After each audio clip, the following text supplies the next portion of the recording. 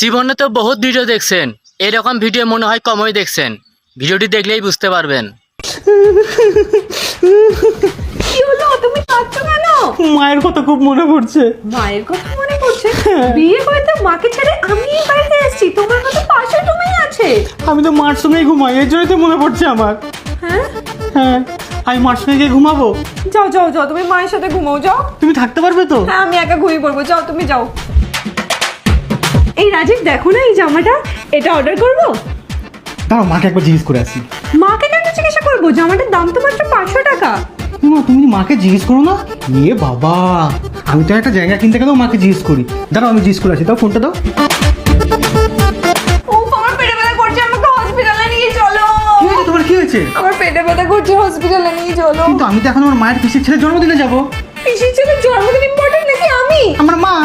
মা ইম্পর্টেন্ট? হ্যাঁ, বাইরে যা রোদ, আমার মা যদি বেরিয়ে মাথা মুড়ে পড়ে যায় তা আমাকে তো দেখতে হবে না। একটা কাজ করি, আমি যাই, তুমি একা একা হসপিটালে চলে যাও, ঠিক আছে? টাটা। রাজীব আসো, চলো আমরা হানিমুনে যাব। দাঁড়াও, 2 মিনিট দাঁড়াও। হ্যাঁ, মা আসছে। মা হানিমুনে মাকে কে নিয়ে যায়? কেন হানিমুনে কারা যায়? হানিমুনে যে যাকে ভালোবাসে তাকে তো নিয়ে যায়। আর আমি তো আমার মাকেই ভালোবাসি।